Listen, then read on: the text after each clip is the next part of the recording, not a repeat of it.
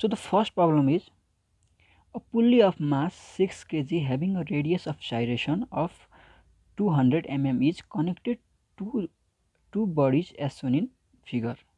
Assuming no actual friction, determine the angular acceleration of the pulley and the acceleration of each cylinder. So given के छ mass of pulley दिएको छ 6 kg and radius of gyration kg दिएको छ 200 mm, यो भनेको 0.2 meter. Connected to two bodies as shown in figure, assuming no axial friction, determine the angular acceleration. हामीलाई पत्ता लगा के भनेको छ अल्फा पत्ता लगा भनेको छ एन इच सिलिन्डरको चाहिँ इच सिलिन्डरको एक्सेलरेसन भनेको एए र एबी पत्ता लगा भनेको छ.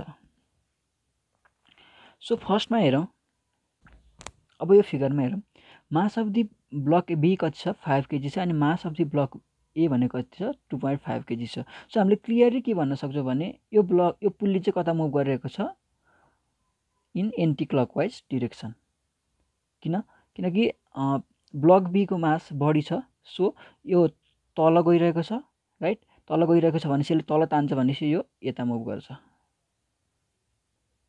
सो यो पुल्ली चाहिँ एन्टी क्लकवाइज मुभ गरिरहेको छ. हामी त्यही लेख्छौँ, since mass of block B is greater than mass of block A. So pulley moves in counter clockwise direction, that is anti-clockwise direction. अब हामीले ए भनेको के हुन्छ, ए भनेको हामीले यहाँ टेन्जेन्सियल नर्मल कम्पोनेन्टको एक्सेलरेसन एक्स भएको छैन. सो हामीले टेन्जेन्सियल कम्पोनेन्ट मात्र लिन्छौँ. सो ए भनेको के हुन्छ आरए अल्फा हुन्छ. सो आरए कति छ, आरए भनेको दिस इज आरए, आरए भनेको कति छ 0.25 अल्फा छ. अनि सिमिलरली एबी भनेको कति हुन्छ, एबी भनेको आरबी अल्फा हुन्छ, यो भनेको 0.15 अल्फा. सो यति गरेपछि हामीले फिगर ड्र गऱ्यौँ. सिम्पली के गऱ्यौँ, यो मैले ब्लक बी चाहिँ के गरेको छ तल मुभ गरिरहेछ भने एक्सेलरेसन तल हुने भयो, अनि ब्लक ए माथि मुभ गरिरहेछ भने एक्सेलरेसन माथि हुने भयो. एन्ड यो आरए भयो, यो आरबी भयो सिम्पली. एन्ड यसमा चाहिँ के गरेको छ भने हामीले एक्सटर्नल फोर्स देखाएको हो. सो एक्सटर्नल फोर्सहरू के छ यसमा भन्दाखेरि डब्लुबी भनेको एक्सटर्नल फोर्स हो जुन डाउनवर्डतिर डिरेक्टेड छ, एन्ड डब्लुए भनेको नि एक्सटर्नल फोर्स हो जुन चाहिँ डाउनवर्डतिर डिरेक्टेड छ. एन्ड यो वेट अफ दि पुल्ली पनि के अरे एक्सटर्नल फोर्स हो जुन चाहिँ कता डाउनवर्डतिरै मुभ भइरहेको छ. अब सेकेन्ड फिगरमा चाहिँ हामीले के गर्यौँ इफेक्टिभ फोर्सहरू देखायौँ. इफेक्टिभ फोर्सहरू देखायौँ. फर्स्टमा इफेक्टिभ फोर्स के हुन्छ भने आई अल्फा भनेको कपल हो. कपल चाहिँ कुन छ अहिले भनिसकेँ मैले, एमबी चाहिँ greater than MA, so it's move in a anti clockwise direction. So I alpha चाहिँ एन्टी क्लकवाइज डिरेक्सनमा मुभ भइरहेको छ. एन्ड एमबिएबी भनेको यसको एमबिएबी चाहिँ कता एक्स हुन्छ डाउनवर्डतिर एक्स हुन्छ, तर एमए चाहिँ कता अपवर्डतिर एक्स हुन्छ किनकि ब्लक ए चाहिँ अपवर्डतिर मुभ भइरहेको छ र ब्लक बी डाउनवर्डतिर मुभ भइरहेको छ. So M B A B and M A also be the effective force. Now थोरै ल्याङ्ग्वेज लेखौँ. The system of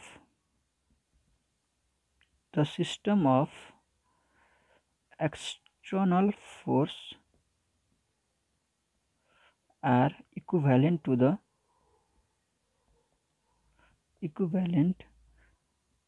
the system of effective force. So we can write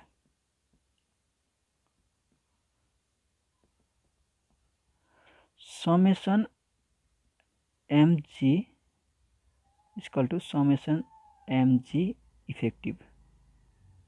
यो भनेको moment of external force about g is equal to the moment of effective force about g।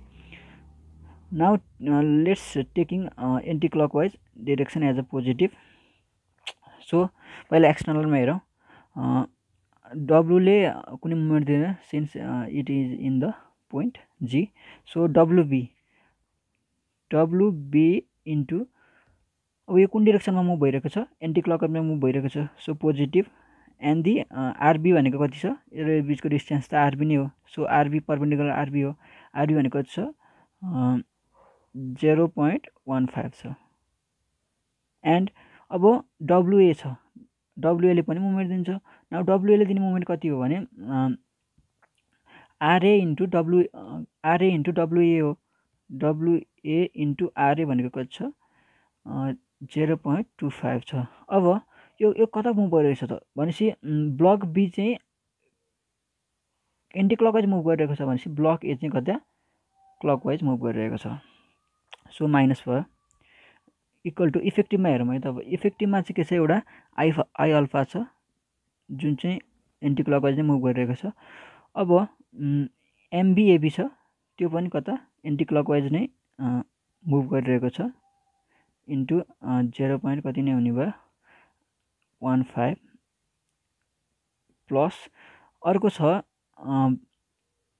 A block A. Block एमा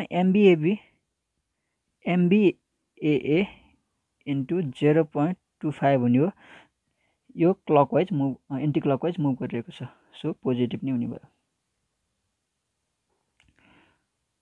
और WB भनेको कति हुन्छ, MB भनेको छ 5 into 9.81 into 0.15 minus यो भनेको 2.5 into 9.81 into 0.25 equal to I is MK square into alpha plus moment के अरे आई भनेको के हुन्छ एमके स्क्वायर हुन्छ, रेडियस अफ जाइरेसन दिएको छ हामीलाई। सो एन प्लस एमबी भनेको कति छ, एम भनेको 5 इन्टु एबी भनेको कति छ हामीले माथि निकालेको छौँ। एबी भनेको 0.15 alpha 0.15 alpha into 0.15 plus MA भनेको 2.5 इन्टु ए भनेको हामीले कति निकालेको छौँ माथि 0.25 अल्फा इन्टु 0.25 अल्फा। और सिम्पली अब क्यालकुलेट गरौँ। 5 into 9.5 into 9.81 into 0.15 this is 7.3575 minus 2.5 into 9.81 into 0.25 this is 6.13125 equal to now M is 6 छ होइन, 6 into K is 0.2 whole square. So this is 0.24 alpha plus this is 5 into 0.15 into 0.15. So this is 0.1125 alpha plus 2.5 into 0.25 into 0.25. So this is 0.15625 alpha. Or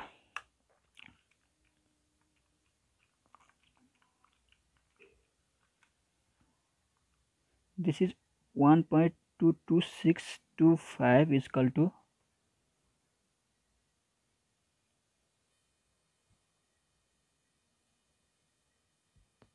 so this is 1.22625 is equal to 0.24 plus 0.1125 plus 0.15625. So this is 0.50875 alpha. So this implies alpha is equal to 1.22625 divided is 2.41 radian per second square. So this is a required angular acceleration. So फर्स्टमा के find गरेर भनेको छ हामीले angular acceleration find गरेर भन्छ। So हामीले angular acceleration find गरिसक्यौँ। एन्ड देन सो अब सेकेन्डमा के फाइन्ड गरेर भनेको छ इच ब्लकको एक्सेलरेसन फाइन्ड गरेर भनेको छ। ए भनेको कति भनेको थियौँ हामीले है, ए भनेको 0.25 अल्फा भनेको छौँ। सो 0.25 इन्टु अल्फा भनेको 2.41। So this is 0.25 into 2.41। यो भनेको 0.6025 metre per second square in upward direction भयो होइन। एन्ड एबी भनेको कति भनेको थियौँ 0.15 अल्फा भनेको थियौँ। 0.15 इन्टु 2.41 भनेको कति भयो 0.15 इन्टु 2.41। सो यो भयो 0.3615 मिटर पर सेकेन्ड स्क्वायर भयो in downward direction. So this is the required answer. So यसरी we calculate angular acceleration and acceleration of each block. So यो पनि एकदम भेरी इम्पोर्टेन्ट क्वेसन छ। मोर देन 3 and 4 टाइम्स सोधिसकेको छ TU PU both. So यो थियो